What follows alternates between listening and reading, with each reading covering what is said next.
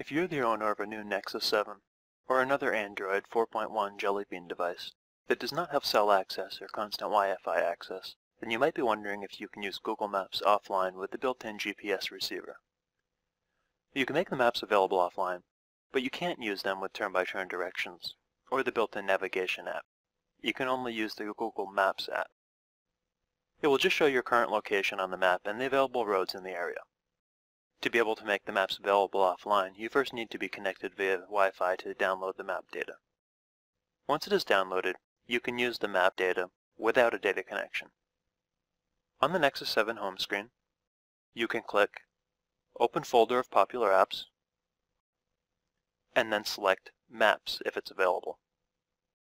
If you don't have Maps listed, click the View All Your Apps button, and then select Maps.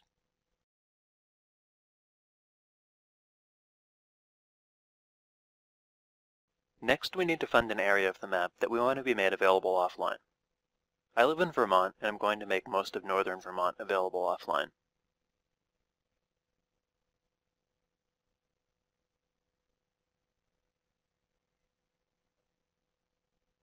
In the top right of the application, you'll see a button that has 3 vertical dots. This is the menu button. Press the menu button,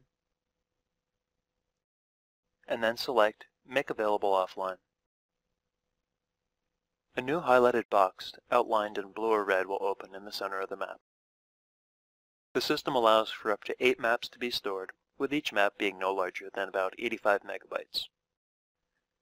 If we look at the map now, we'll see that the selection area is surrounded in blue, which indicates that the map will fit within the 80 or so megabytes of free space available.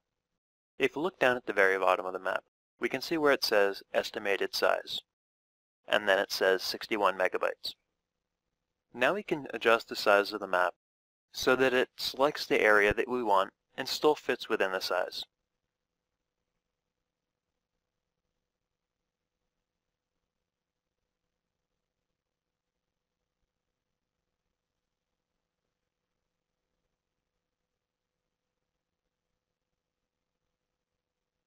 If we pinch the map to zoom out a little bit, we'll see that the estimated size will climb.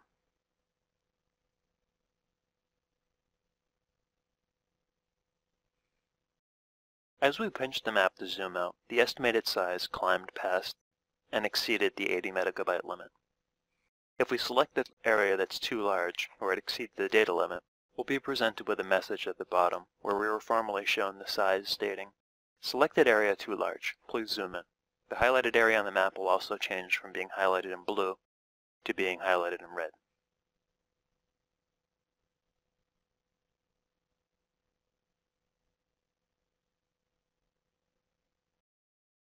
Once we have the area of the map we want to be made available offline set correctly, and it's within our size limit, click the Done button.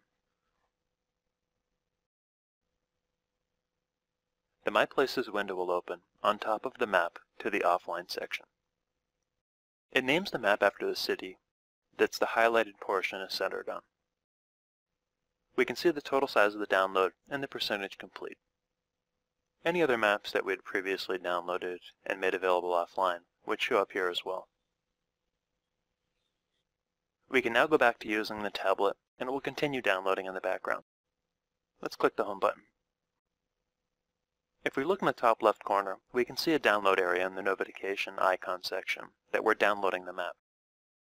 If we click the top of the screen and drag down to open the notification area, we can see that the map is downloading, and we're at 37%.